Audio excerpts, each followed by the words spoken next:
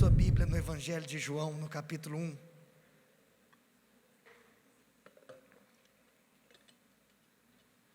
Evangelho de João, capítulo 1, versículo de número 17.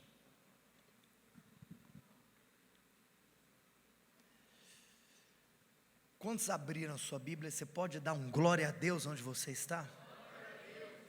Se você usa Bíblia no formato digital, eu aconselho você a colocar no seu celular no modo avião, ou subir as abinhas e fechar tudo aquilo que possa representar tentação na sua vida, tá bom?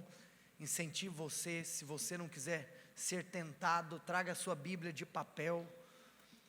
Inclusive, daqui uns dias nós já vamos começar a vender na nossa loja Bíblias de papel. E nós fizemos um compilado de 15 livros, Álvaro, 10? 11 livros, talvez a gente acrescente alguns, que nós vamos colocar alguns livros que nós julgamos ser muito importantes e essenciais na vida de um cristão, e vamos começar a ter um estímulo à literatura na nossa casa, amém? Feche os seus olhos agora, depois que você abriu a sua Bíblia, feche seus olhos. Quero orar por você. Fala conosco, Espírito Santo de Deus. Queremos ouvir a tua voz. Queremos ser ministrados pelo teu Espírito. Queremos, ó Pai, ser direcionados, inspirados, instruídos, exortados, alimentados, confrontados, encorajados, vivificados, para viver a vida que o Senhor tem para nós. Diga assim: Pai, dai-me revelação. Diga assim: os meus olhos são abertos para ver. Diga mais alto: os ouvidos abertos para ouvir a verdade deste presente século. Aleluia. Família, eu fiz a referência a esse presente século, porque é muito importante que alguém que teme a Deus saiba discernir a maneira como o homem deve se relacionar com Deus no presente século. Olha aqui para mim, se eu fosse falar a coisa mais elementar do mundo, você saberia que a maneira como alguém que teme a Deus no Antigo Testamento é uma maneira diferente de viver a vida do que alguém que teme a Deus no Novo Testamento. Inclusive, nós chamamos aqueles que temem a Deus no Novo Testamento de cristãos, porque agora nós não seguimos a lei mosaica, nós não seguimos a lei que foi dada por Moisés, nós seguimos os preceitos e ensinamentos de Cristo, porque agora tudo aquilo que lá atrás os patriarcas falaram, tudo aquilo que os profetas apontaram há 2000 anos atrás, aconteceu. Então mudou tudo, mudou a aliança, mudou o tempo, mudou a dispensação, mudou a maneira de se viver para Deus. Você sabe, eu pude ver aqui um alinhamento divino, profético, espiritual, com a ministração de louvor e de adoração que nós tivemos aqui. É por isso que eu senti, meu Deus, será que eu subo e prego agora? Hoje nós nos assentaremos à mesa, beberemos do cálice e comeremos do pão. E eu vou dizer algo para você. Se você talvez for um observador, você vai perceber algo. Não é necessariamente um padrão, porque eu dou vazão ao Espírito Santo, literalmente, falar aquilo que Ele quer que eu faça. Mas, tendo em vista também um cuidado e um zelo pelos elementos básicos do cristianismo, eu procuro normalmente, eu estou falando normalmente porque não é que é regra, não tem que ser assim toda vez, mas eu tenho procurado, nos cultos de ceia, pregar a respeito do Evangelho de Deus, pregar a respeito das bases da vida e da fé cristã. Na última ceia eu falei a respeito da superioridade da nova aliança, traçando aquilo que Josué viveu, sendo sucessor de Moisés.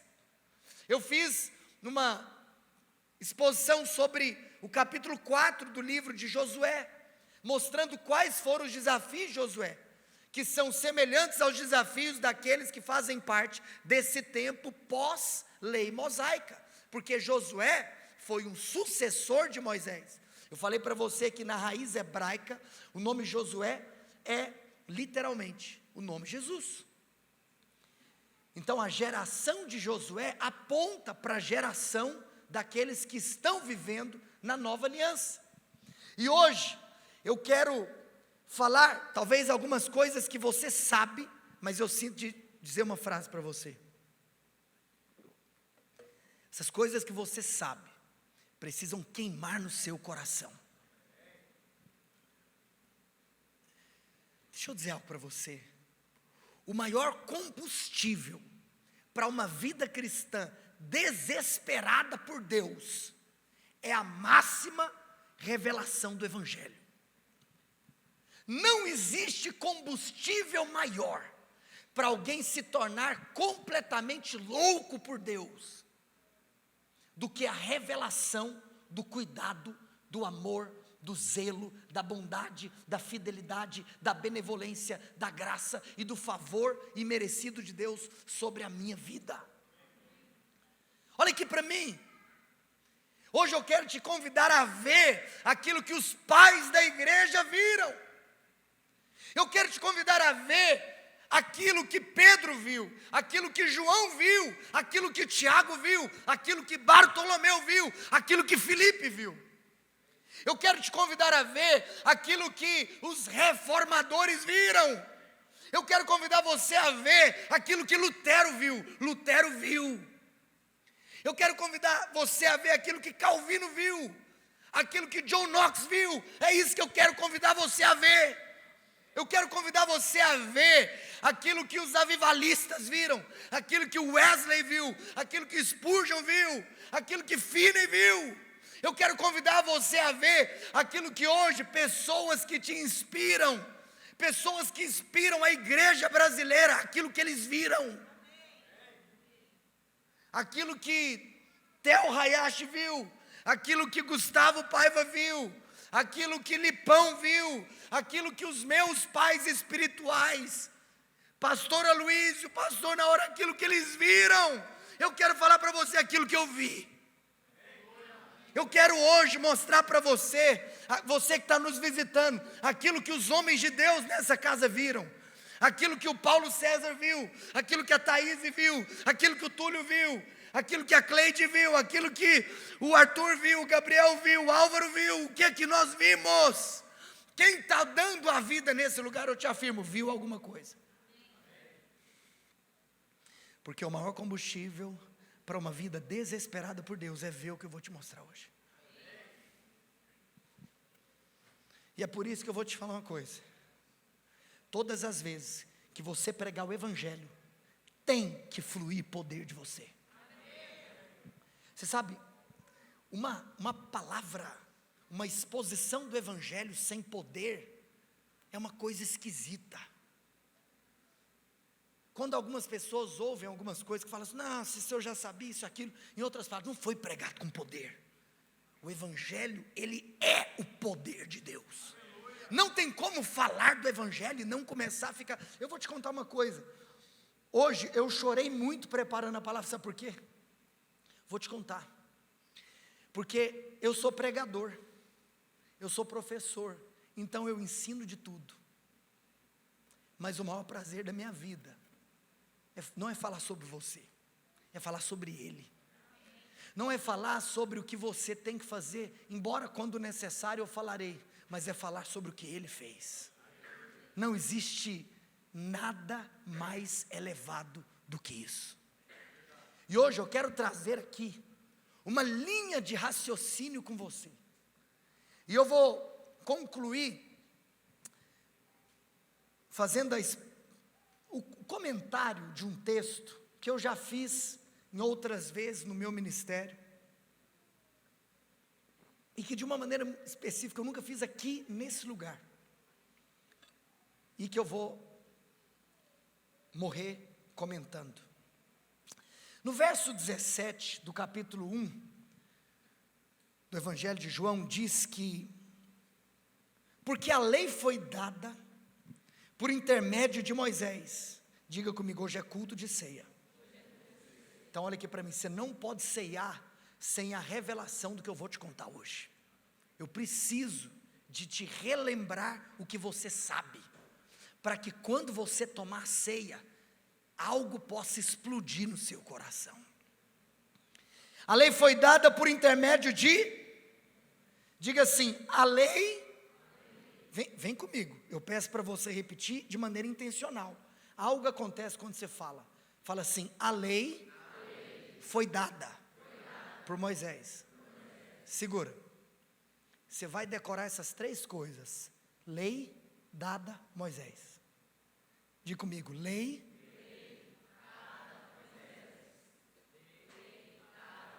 segura, aí o versículo continua, mas a graça e a verdade vieram por meio de Jesus. Olha aqui para mim, graça vieram Jesus. Diga comigo, graça vieram Jesus. Deixa eu te contar uma coisa. Estou vendo aqui o Arthur me filmar. O Gabriel pode me filmar à vontade. Você que está assistindo a história, o Arthur está filmando. Olha aqui para mim. Nós estamos com vários projetos aqui para as mídias da igreja Emaús. Vamos supor, suposição, e alguém fala, depois fala Deus, que Deus vai nos dar um painel de LED. Aí, aleluia, vira para o irmão que está do seu lado e fala assim, vai usar você. Quem quer ser usado por Deus? Beleza, por que eu estou falando sobre isso? Vem comigo, eu estou falando sobre isso para te falar algo.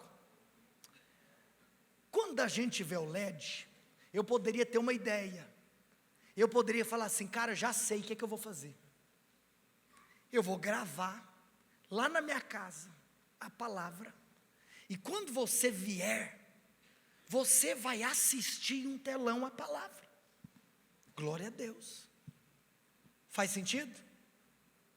Sim ou não?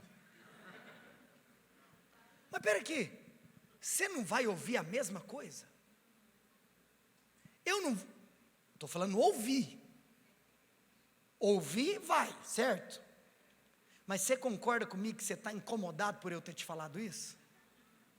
Olha aqui para mim.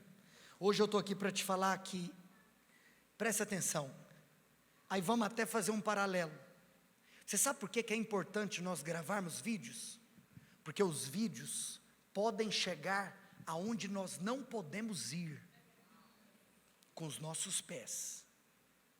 Todavia, nos lugares que eu posso ir, eu não gravo um vídeo, eu vou. Vamos lá, estou falando isso para não desvalorizar o fato de gravar vídeo, porque é isso que a gente tem que fazer. Na nossa geração nós temos que espalhar. Tem lugar melhor para espalhar, se não pela internet? Não tem. Mas eu estou só trazendo uma obviedade para você que eu acredito que você já pegou. Quando Deus foi dar a lei, Ele mandou um servo. Mas quando Deus quis entregar a graça, Ele mesmo veio.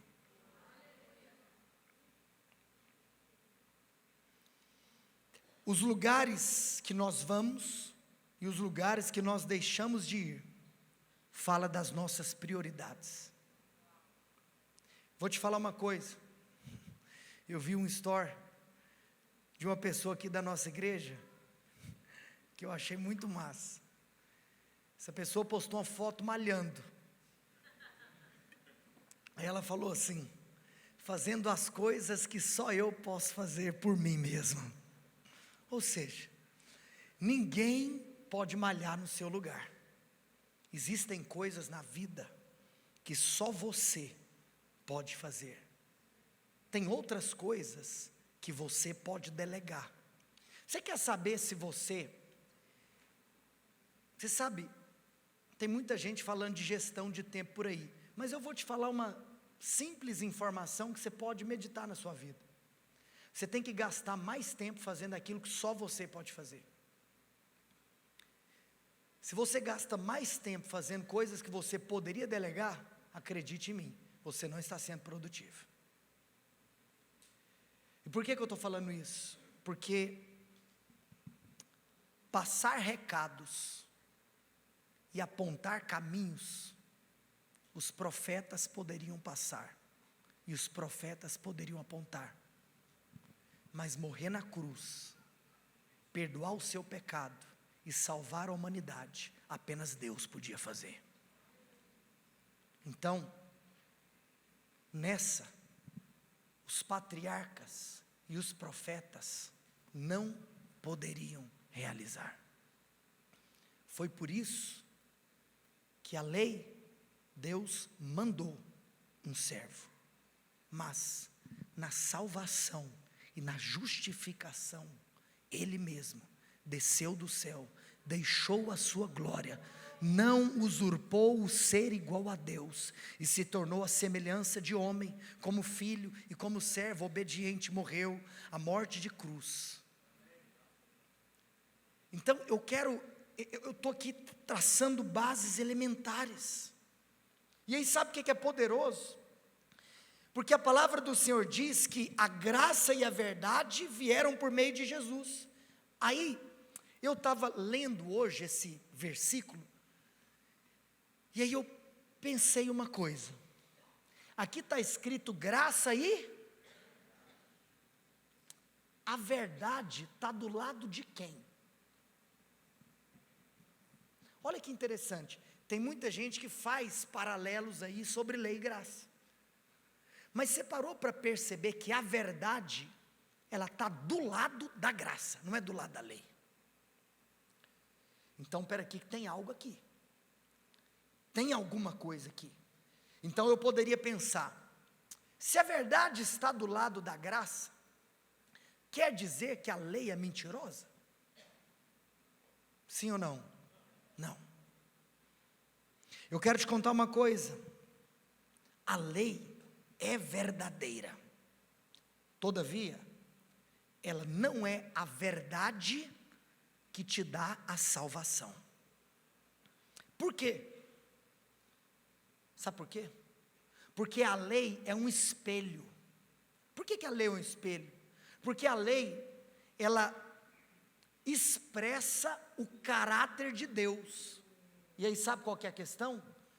Todas as vezes que o caráter de Deus se manifesta, a sua podridão aparece.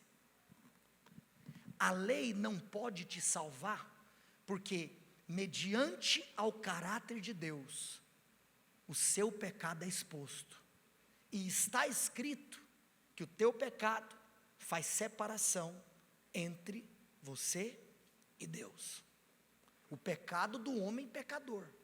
Quem está comigo, sim ou não? Ou seja, a lei não tem poder para te salvar, porque ela expõe a sua realidade.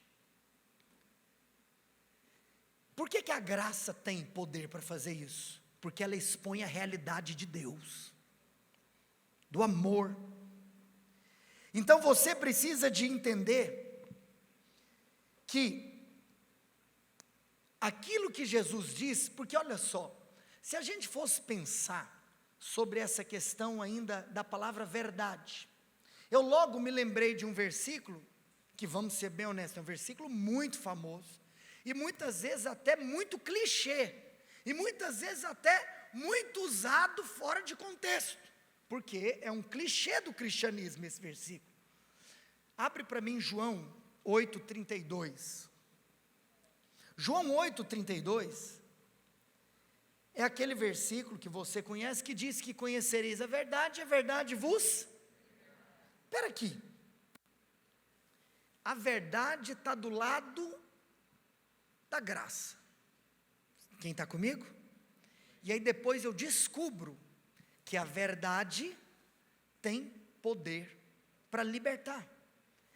Esse versículo, Se nós entendermos quem está falando e para quem está falando, vai testificar o motivo da verdade estar do lado da graça, e não da lei. Você sabe por quê? Porque aqui nós temos um diálogo entre Jesus e os judeus. Por exemplo, vai lá para o verso 19, desse mesmo versículo. No verso 19, está escrito o seguinte: então eles lhe perguntaram, onde está teu pai? Eu não estou lendo esse verso para entender o que está escrito, mas só para te mostrar uma coisa. Respondeu Jesus. Ou seja, quem está com a fala é Jesus. E aí depois, no verso 21 diz assim: de outra feita lhes falou dizendo, ou seja, ele continuou falando. Mesmo Jesus que estava falando, continuou falando. E no verso 22, então diziam os judeus. Se você entender, aqui está Jesus e também está presente os judeus. Eu só mencionei isso para você entender que o contexto da fala de Jesus, volta lá para o verso 32, é entre Jesus e os judeus. Então, os judeus foram alvo da fala de Jesus. E aí Jesus falou: você, judeu, conheça a verdade e ela vai te libertar. Agora, qual é o ponto? Se Jesus está falando para aqueles judeus que eles precisariam conhecer algo, logo, o que está aqui dentro da fala de Jesus? Que ele está afirmando que o que os judeus conheciam era insuficiente para dar a eles libertação, e que os judeus precisariam de conhecer uma outra coisa, para obter a libertação que eles tanto procuravam. Qual é o ponto então? Os judeus, desde pequeno, desde a sua infância, conheciam a lei, logo, obrigatoriamente, Jesus não estava se referindo às obrigações que o homem tem diante de Deus. Porque a lei mosaica nada mais é, você sabe, a lei é composta por mandamentos, ordenanças, a lei é composta por esses princípios, preceitos, que são as responsabilidades que o homem tem diante de Deus. Ou seja, Jesus está falando, o que te dá liberdade não é aquilo que você pode fazer. E você precisa de conhecer uma outra coisa. No dia que você conhecer essa outra coisa, você vai viver uma vida livre. Jesus não falou você vai viver uma vida libertina. Jesus falou você vai viver uma vida livre. Ou seja, é por isso que a verdade está do lado da graça. Você precisa de ter muita revelação disso. Então, você sabe que a lei é verdadeira, mas ela não é a verdade que liberta ou a verdade que salva. Por outro lado, a lei, além de ser verdadeira, ela também é justa. Mas lá em Romanos 5, verso 1, que inclusive foi recitado aqui no nosso púlpito, está escrito que justificados, pois, mediante a... Não está escrito mediante a lei. Sabe o que é louco? Porque se a lei expressa o caráter de Deus, a lei também é justa. A lei é verdade, mas ela não é a verdade que te liberta. A lei é justa, mas ela não tem o poder de justificar você. Porque Paulo diz que eu sou, você é, e nós somos justificados mediante a fé. E ele continua dizendo, só para concluir, que temos paz com Deus por meio de nosso Senhor Jesus Cristo. No versículo de número 2, diz, por intermédio de quem obtivemos igualmente acesso, pela fé, a esta graça, na qual estamos firmes, e gloriamo-nos na esperança da glória de Deus. Sabe o que Paulo está falando aqui? O time dos justificados precisa estar firmado na graça, isso aqui não é tema de pregação atual, isso aqui é Bíblia Sagrada. Se você não está firmado na graça, muitas vezes o inimigo pode querer trazer alguma seta no seu coração, que vai fazer com que você não sinta a paz que você obteve, por ter sido justificado, mediante a fé. Isso é elementar, isso é o cristianismo. Ou seja, a lei é a verdade, mas não é a verdade que me liberta. A lei é justa, mas não tem o poder de me justificar. E aí, eu estava aqui pensando sobre isso, porque, volta lá, justificados, pois, mediante a fé. Será que tem algum paralelo ainda sobre fé e lei? Eu fui meditar, e eu me lembrei de algo. Se nós fôssemos aqui falar sobre fé, você sabe que fé é um assunto que nós precisamos de pregar isso constantemente. Que daqui a um tempo o Senhor nos conceda a graça de recebermos aqui uma ministração sobre fé. Até porque uma das orações mais importantes e mais frequentes que um crente precisa fazer é: Senhor, aumenta-nos a fé. Aumenta-nos a fé. Viaja comigo aqui numa história. Cara, Jesus tinha 12 discípulos. Esses 12 discípulos, eles não eram igual aos 70. Os 70 foram enviados, de 2 a 2, sim ou não? Em uma certa ocasião, os discípulos, meu amigo, não tinha certa ocasião. Os discípulos deixaram tudo, porque para ser discípulo de Jesus, sempre teve um padrão: você tem que deixar tudo. E é muito poderoso eu soltar essa frase e uma ministração sobre graça, porque o evangelho é completo. Esses 12 camaradas, eles estavam com Jesus o tempo todo, acordavam com Jesus, comiam com Jesus, dormiam com Jesus. Aí tem uma coisa massa, porque constantemente, no meio dos ensinamentos, eles também eram exortados. Jesus exorta os discípulos, ocasionalmente, e poderíamos talvez até dizer frequentemente, quando necessário. Pasme, de todas as exortações de Jesus, você sabe qual que é a exortação mais frequente de Jesus? Você pode ler Mateus, Marcos, Lucas e João, os 4 evangelhos. Qual vai ser a exortação mais frequente de Jesus? Homens de pequena fé. Se você é discípulo de Jesus, eu quero dizer algo para você. Eu vou falar uma frase que eu falei no culto da ceia do mês passado. A máxima expressão da carne é a incredulidade. O dia que você está mais carnal, não é o dia que você mais apronta, é o dia que você é mais incrédulo. Esse é o dia que você está mais carnal. Isso eu falei na ceia passada. Então por que eu estou falando isso? Discípulo de Jesus precisa necessariamente ser uma pessoa de fé. A exortação de Jesus para os seus discípulos é: aumenta a fé, homens de pequena fé, creia, crê somente. Eu amo essa expressão, crê somente. Depois do crer vem o somente. Cara, dá para entender que somente significa no original somente?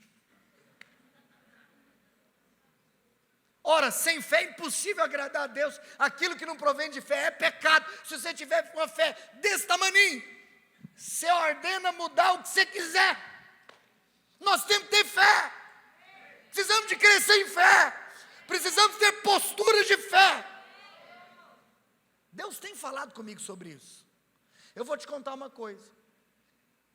Hoje está aqui nesse auditório que está lotado todas as cadeiras que tem nesse prédio.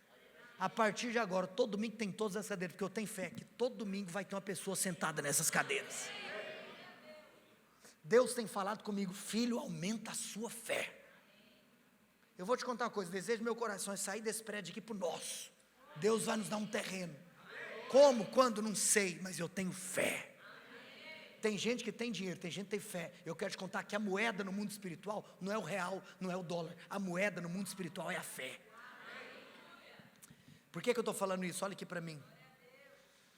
Porque fé, gente, vem comigo no que eu vou te falar agora. Fé é o assunto que mais gera exortação de Jesus aos seus discípulos. Aí, por 2 ocasiões, Jesus, que exorta sobre a pequena fé das pessoas, por 2 ocasiões nos evangelhos, Jesus falou: uau, que fé.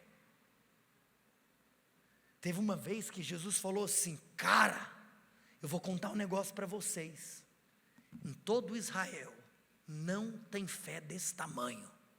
Cara, você escutar de Jesus, que a sua fé é a maior de todas, é grande. Aí depois teve uma outra vez, que Jesus falou assim: meu Deus, a fé dessa pessoa é grande. Cara, Deus está falando que a fé de alguém é grande, mano.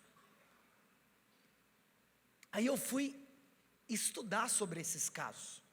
O primeiro caso está lá em Mateus 8:10. E eu não vou aqui entrar nessas histórias. Eu vou tecer um comentário. Em Mateus 8:10 está escrito que, ouvindo isso, admirou-se Jesus e disse aos que o seguiam: em verdade vos afirmo que nem mesmo em Israel achei fé como esta. O que está escrito em Mateus 8, no contexto dessa fala de Jesus? A cura do servo do centurião romano. Lembra aquele centurião romano que virou para Jesus, falou assim: Jesus, cura meu servo. Jesus falou: não tem como eu ir lá curar o seu servo. Falou: Jesus, eu sou centurião, eu sei como é que funciona quem é a autoridade. Aqui é a linguagem de hoje, Vinícius atualizado, tá? Então assim, Jesus, eu sei, é claro, porque ele era uma autoridade na terra, conversando com alguém que é autoridade sobre a terra. E aí ele falou: eu tenho servos, que eu digo vai, e eles vão, que eu digo vem, e eles vêm. Ele falou assim: se o Senhor apenas liberar uma palavra, não precisa do Senhor ir, o Senhor sabe que não precisa ir. Então eu quero te pedir, papai, só libera a palavra. Aí Jesus libera, o servo dele é curado. E aí depois Jesus vira para os que o seguiam e falou assim: ó, em Israel inteiro não tem fé igual a desse cara. Primeiro caso. Segundo caso, que o mestre que exorta os seus discípulos o tempo todo, por causa da pequena fé, elogiou a fé de alguém. Mateus 15:28. Então lhe disse Jesus: ó mulher grande. Você está falando do cara que mais fala que a fé da galera é pequena. Grande. Uau! Grande é a tua fé. Faça-se contigo como quiser. E desde aquele momento, sua filha ficou sã. Ela ficou curada na hora. Que mulher que é essa? Você sabe? É a mulher cananeia, ou a mulher cirofenícia. Você lembra da história? Dos cachorrinhos, das migalhas, quem lembra? A mulher foi lá: Jesus, cura minha filha. Jesus falou: presta atenção, se um pai está com seus filhos sentados à mesa, o pai vai entregar o pão para os cachorrinhos?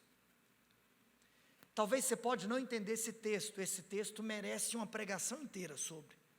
Tudo na Bíblia merece uma pregação inteira sobre.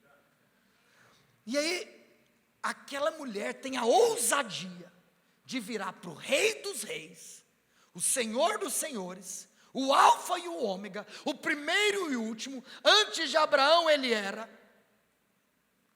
e fala assim: olha, deixa eu te contar uma coisa. Tudo bem, realmente o pai não vai deixar de dar para o filho para dar para o cachorro.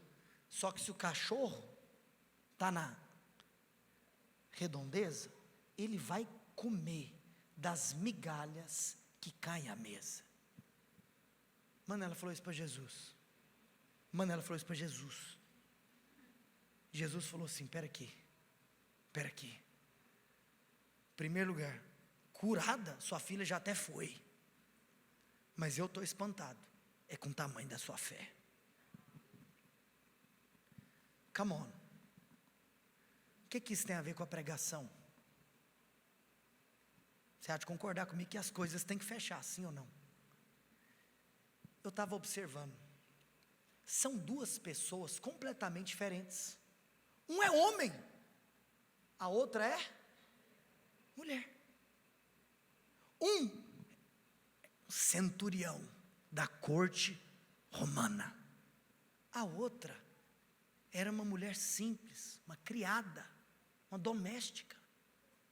Como que duas pessoas tão diferentes ouviram a mesma coisa? Porque elas podem ser diferentes, mas elas têm um ponto em comum. Cananeia, Sírio-Fenícia, romano, as duas pessoas não eram judeus. Sabe o que significa? Elas não conheciam a lei.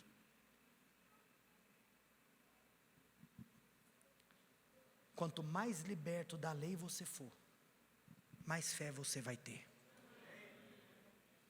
Precisamos de crescer em revelação, crescer em fé. A lei, eu falei para você que a lei é a verdade, mas ela não é a verdade. Eu falei para você que a lei é verdadeira, mas ela não é a verdade que te salva. A lei é justa, mas ela não tem o poder de te justificar. E eu finalizo dizendo: a lei é santa, mas ela não tem o poder de te santificar. Só para ler um versículo em 1 aos Coríntios, no capítulo 6, no verso 11. A palavra do Senhor diz que tais fostes alguns de vós, mas vós vos lavastes, mas fostes santificados, mas fostes justificados em o nome do Senhor Jesus Cristo e no Espírito do nosso Deus. Você não foi santificado pela lei, você foi santificado pelo nome do Senhor Jesus Cristo no Espírito do nosso Deus. Para avançar nesse paralelo, eu quero abrir os seus olhos de que tem milagre na lei, porque a lei é de Deus. Tudo que é de Deus vai ter milagre, porque como eu te falei, ela expressa o caráter de Deus. Você sabe que o símbolo da lei é a figura de Moisés. A prova é tanta que, como eu comecei a exposição dizendo que a lei foi dada e a graça veio com. Então quer dizer que Jesus é o símbolo máximo da graça, enquanto Moisés é o símbolo máximo da lei. Sabe o que é interessante? Que eu vou te falar algo que pode ser que você nunca parou para pensar. Qual que foi o primeiro milagre que Deus usou Moisés para fazer? Você lembra das 10 pragas, sim ou não? Qual foi o primeiro? A água foi transformada em sangue. Mas está escrito no mesmo evangelho de João, no capítulo 2, que Jesus, em Caná da Galileia, visita uma festa de casamento. E o primeiro, aquele que deu início ao ministério de Jesus, aquele que deu princípio aos seus sinais. Olha aqui para mim. O primeiro milagre de Moisés foi transformar uma água. O primeiro milagre de Jesus também foi transformar uma água. O primeiro milagre da lei foi transformar a água em sangue. Mas o primeiro milagre da graça foi transformar a água em vinho. Você sabe por quê? Porque a lei, para você, vai gerar morte. Mas a graça, para você, vai gerar vida e alegria. Essa é a palavra de Deus. A lei, como não precisa abrir, A lei vai dizer em Êxodo 20, em Deuteronômio, que a maldição da lei faz com que os seus pecados e os pecados dos seus antepassados, essa maldição te visitaria. Moisés fala, até a terceira e quarta geração. Na lei, o seu pecado é levado em conta até a quarta geração. Já ouviu falar da maldição hereditária, sim ou não? É real, é bíblica. Você nasce de novo, você tem que confessar, essa maldição acabou. Porque é isso, na morte para com Deus existe a maldição. Mas é interessante que na graça, Hebreus capítulo 10, eu não vou falar a frase que eu ia falar, eu vou ler desde o versículo 1, porque eu ia ler só um versículo, mas aí quando hoje, à tarde, eu estava lendo isso, eu falei, esse capítulo 10, me dá vontade de cantar a música do Theo Rubia, pode morar aqui. Eu quero morar no capítulo 10 de Hebreus. Então, segura o paralelo, que a lei faz com que o seu pecado seja visitado até a quarta geração. E na graça, o que acontece com o seu pecado? Antes de eu chegar no versículo, que vai falar o que acontece com o seu pecado, eu quero, só para mergulhar um pouquinho nessa coisa gostosa, que é Hebreus capítulo 10, a partir do verso 1 diz assim, ora, visto que a lei tem sombra dos bens vindouros. Olha o que o autor de Hebreus está falando, a lei tem sombra dos bens vindouros, não a imagem real das coisas. Meu Deus. Gente, olha aqui para mim. Você vai ler comigo Hebreus capítulo 10, mas você tem que entrar nisso, isso é para você. A lei tem sombra dos bens vindouros, não a imagem real das coisas. Nunca, jamais pode tornar perfeitos os ofertantes com os mesmos sacrifícios que ano após ano, perpetuamente, eles oferecem. Não deixa a sua mente vagar lendo esse texto, presta atenção no que o autor está falando. Verso 2, de outra sorte, não teriam cessado de ser oferecidos. Olha que interessante, volta lá para o verso 1, o autor de Hebreus está falando assim, olha, nunca jamais pode tornar perfeito os ofertantes. Quem que é o ofertante aqui na lei? É o crente, é o crente, é o cara que temia a Deus, porque o cara que fazia oferta, ele temia a Deus, mas o cara que estava temendo a Deus, ele nunca poderia se tornar perfeito, com os mesmos sacrifícios, ano após ano, que eles continuavam oferecendo. Verso 2, aí eu vejo até ironia, né? Porque senão é óbvio que teriam cessado de ser oferecidos. Se tivesse o poder de trazer, e aqui, eu não vou usar a expressão usada no livro de Levítico, expiação, eu vou usar a expressão usada no livro de Hebreus, a propiciação. Se tivesse o poder da propiciação, teriam sido cessados. Vamos continuar lendo, porque senão começa a pregar sobre isso. Porquanto os que prestam culto, tendo sido purificados uma vez por todas, não mais teriam a consciência de pecados? Entretanto, nesse sacrifício, faz-se recordação de pecados todos os anos, porque é impossível. Ei, você vai tomar ceia, é impossível que o sangue de touros e de bodes remova pecados. O vinho aponta para quê?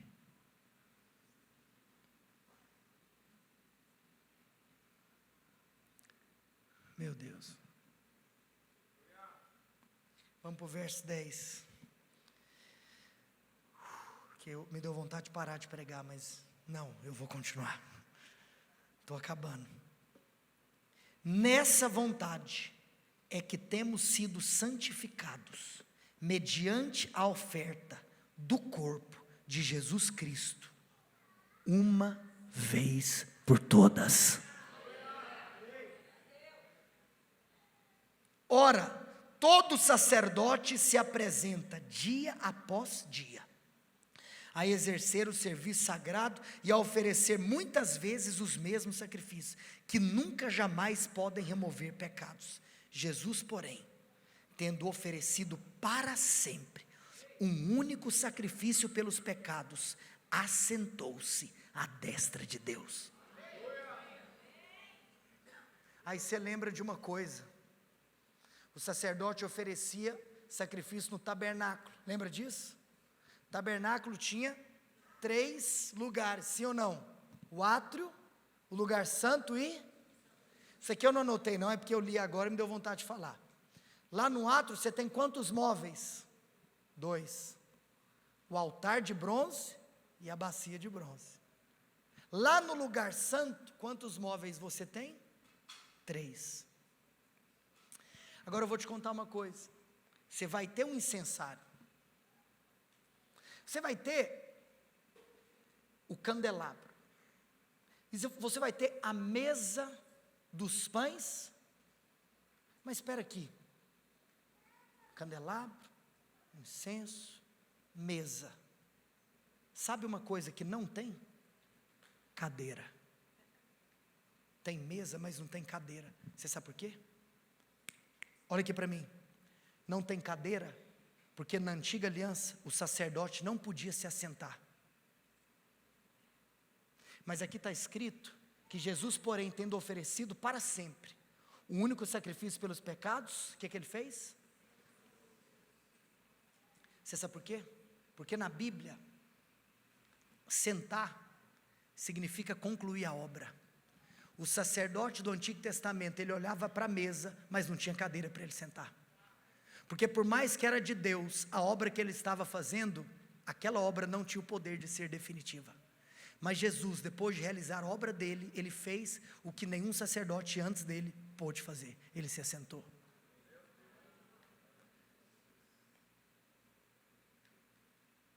Por que no Evangelho de João, quando está descrita a primeira multiplicação de pães e peixes, quando André leva aquele garotinho que tinha 5 pães e 2 peixinhos, e Jesus alimenta uma multidão toda, e de tal maneira que no final ainda sobra 12 cestos cheios?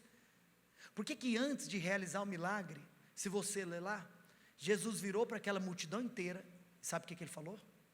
Senta. Porque você só pode desfrutar de uma vida sobrenatural se você entender que a obra está terminada, se você entender que a obra foi consumada.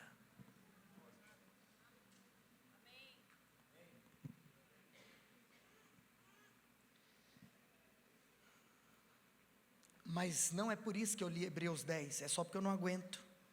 Verso 12, Jesus, porém, tendo oferecido, verso 13, aguardando daí em diante, até que os inimigos sejam postos por estrado dos seus pés, porque com uma única oferta, aperfeiçoou para sempre quantos estão sendo santificados. E disto nos dá testemunho também o Espírito Santo, porquanto após ter dito, aí vem o que eu quero te mostrar. Eita, esta é a aliança que farei com eles, depois daqueles dias, diz o Senhor, porei no seu coração as minhas leis.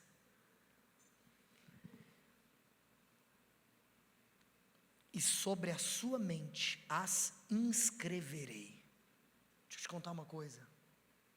Se você acreditar no que eu estou te contando, você não vai viver uma vida libertina. Porque essa lei, como Jesus falou, você sabe quem me ama é aqueles que guardam os meus, ela vai estar dentro de você,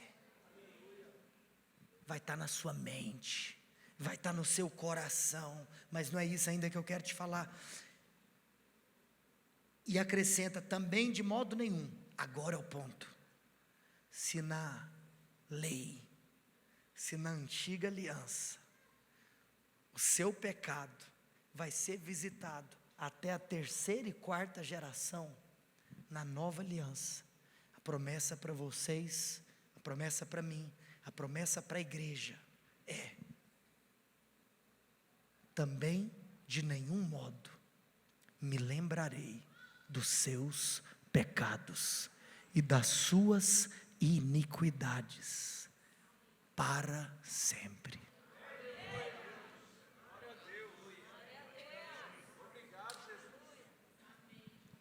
Foi isso que eu vi. Foi isso que os homens de Deus viram. O que eu vou fazer da vida hoje? Como que eu não vou dar minha vida por Ele? Time de adoração pode subir. Eu quero que você me explica. Como? Irmãos, isso é muito profundo. Porque eu poderia te relembrar que nós precisamos ter revelação dessa questão da representação. Em toda a palavra de Deus, Deus se relaciona com o seu povo com base no princípio do representante. É por isso que, como está escrito no capítulo 16 do livro de Levítico, que uma vez no ano, no dia do Yom Kippur, no dia do perdão nacional, o sumo sacerdote, e vem aqui, olha aqui para mim, nós somos crentes, precisamos saber das coisas de Deus. Você encontra os profetas e os sacerdotes, você tem que saber a diferença. Você sabe qual que é a diferença de um profeta para um sacerdote? O profeta, ele é o representante de Deus perante os homens, mas o sacerdote é o representante dos homens perante Deus. Existe uma diferença no ministério profético para o ministério sacerdotal. Na velha aliança, então, você tinha a figura do sumo sacerdote, que nesse dia do Yom Kippur, do perdão nacional, ele tinha que se achegar na presença de Deus. Todo o povo sempre ficava apreensivo, porque, em outras palavras, o povo podia não prestar, se o sumo sacerdote fosse aceito, era um ano de bênção sobre a vida deles. Mas se o sumo sacerdote não fosse, flor que se cheira. Ai, credo. Deixa eu te contar. Você sabe o que eu quero ter na minha vida? Revelação do meu sumo sacerdote. Porque hoje, Deus continua se relacionando com o seu povo, com base no princípio do representante. Eu tenho um representante. Será que você tem revelação do seu representante? É por isso, irmãos, que eu vou te falar uma coisa.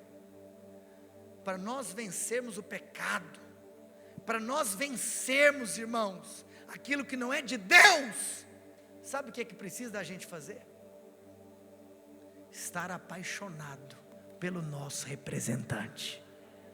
Quanto mais você está apaixonado pelo seu representante, mais você deseja as coisas do céu, e menos você deseja as coisas da terra.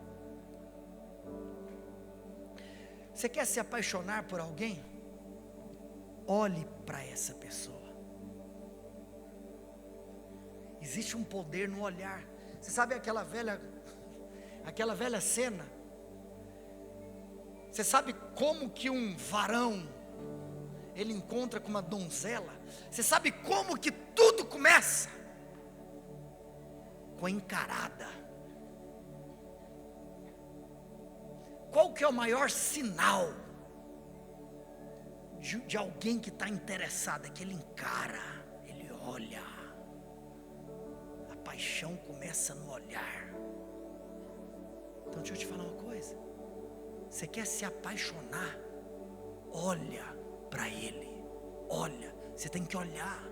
Você tem que contemplar. Deixa eu dizer algo. Você sabe qual que é a maior chave para você viver uma vida sobrenatural? Você olhar para ele. Quem que foi o único ser humano da história que andou sobre as águas? Quem? Gente do céu. Um cara que vivia aprontando. Mas ele vivia ou não vivia? Jesus chamou ele de Satanás. Jesus falou para ele: no dia que você converter, a gente conversa. Que loucura. Esse cara um dia, esse cara que não presta, olhou para Jesus. Ele andou sobre as águas. O que te faz viver uma vida sobrenatural é você olhar para Jesus. Quanto mais você olhar, cara, mais loucura nós vamos viver. E a última coisa que eu quero falar para você é o que está escrito, para você tomar essa ceia, é o que está escrito em Romanos 2:4. É uma pergunta do apóstolo Paulo para mim e para você.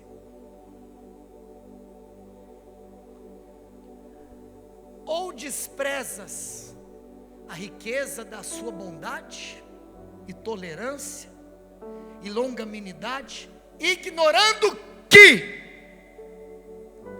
a bondade de Deus é que te conduz ao arrependimento? Presta atenção. Você está ignorando que? Porque se foi isso, você não pode ignorar. Você sabe que a ciência que estuda a interpretação da Bíblia é a hermenêutica. Você sabe que, por exemplo, tem muita gente que sempre cita, né? Você já deve ter ouvido 1 milhão de vezes em pregações, pregadores falando assim, porque uma lei da hermenêutica, que é a lei da primeira menção, ela diz que todas as vezes que algo na Bíblia aparece pela primeira vez, o significado daquilo é o significado que aquilo possui em todo o resto da Bíblia, sim ou não? Tem uma outra lei da hermenêutica que eu amo, porque eu amo a expressão, é uma expressão tão meio tipo óbvia, mas ela é muito louca e profunda, que ela diz assim, que a Bíblia explica a Bíblia. Diga assim comigo, a Bíblia, diga mais alto, vamos lá, fala assim, a Bíblia, aí meu Deus, vocês estão dormindo? Pastor, passou das 9, eu começo a dormir. Fala assim, a Bíblia explica a Bíblia. Isso significa que todas as vezes que você se deparar com um texto bíblico e que você tiver dificuldade para interpretá-lo, a própria Bíblia vai te ajudar a interpretar o que você não está entendendo. Pastor, será que é isso mesmo? Será que é a bondade de Deus que me conduz ao arrependimento? Lucas capítulo 5, versículo de número 1. Será que é isso? A Escritura Sagrada diz que aconteceu que ao apertá-lo a multidão para ouvir a palavra de Deus, estava ele junto ao lago de Genezaré, e viu 2 barcos junto à praia do lago, mas os pescadores, havendo desembarcado, lavavam as redes. Entrando em um dos barcos, que era o de Simão, pediu-lhe que o afastasse um pouco da praia, e assentando-se, porque o milagre só começa com o povo sentado, ensinava do barco as multidões, e quando acabou de falar, disse a Simão, faze-te ao largo, e lançai as vossas redes para pescar. Respondeu-lhe Simão, mestre, havendo trabalhado toda a noite, nada apanhamos, mas sob a tua palavra eu lançarei as redes.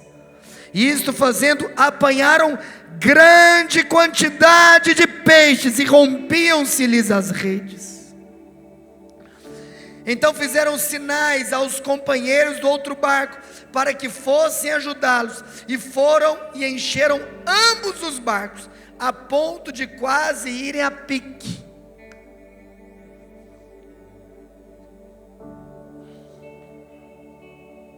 Sabe um trem que não tem nada a ver com a pregação que um dia Deus falou comigo? Você quer saber ou você quer que eu só termine a pregação? Que um dia Deus virou para mim e falou assim, olha meu filho, você está começando uma igreja, mas eu quero te dizer uma coisa, todo mover de Deus é generoso. No dia que você começar a achar ruim pessoas saírem da sua igreja, irem para outras, você não tem o meu coração. Porque olha aqui para mim, quando eu derramo avivamento, eu não derramo avivamento só para um lugar, eu derramo avivamento para um povo. Isso tem nada a ver com a pregação, mas só para te falar. Olha que louco. Quando os peixes começaram a entrar no barco, Pedro precisou de ajuda. É como se a gente começar a ganhar gente demais para Jesus, nós vamos ter que chamar os barcos vizinhos, falar, nos ajuda. Aí sabe o que vai acontecer? Nós não vamos encher só o nosso barco, nós vamos encher o barco deles também. há um só Deus, há um só povo, tudo é dele. Vá com Deus, faça diferença, seja diferença, dê o seu melhor. Mas vamos voltar para a pregação?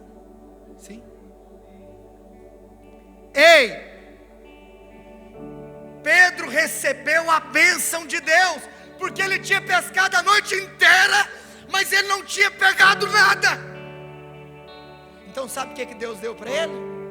A tal da bênção. Deus deu a bênção, Deus deu o presente, Deus deu o favor, Deus derramou graça, Deus foi bondoso com ele. Foi ou não foi? Gente, ele não tinha pegado nada, e ele não prestava, ele não tinha convertido aqui ainda não. É aqui que ele vai ser chamado. É antes dele ser crente, é antes dele ser da igreja. A bondade de Deus veio antes. Aí o verso 8 diz: vendo isso, Simão Pedro prostrou-se aos pés de Jesus, dizendo: Senhor, retira-te de mim, porque eu sou pecador. Porque Paulo está certo, e a Bíblia explica a Bíblia, que é a bondade de Deus que conduz ao arrependimento. Eu ia contar a história da mulher que foi pega em adultério, não vou contar. Era essa a história que eu mais estava com vontade de contar, mas eu não vou contar. Vai ter que, na próxima ceia eu te conto. Fique em pé onde você está.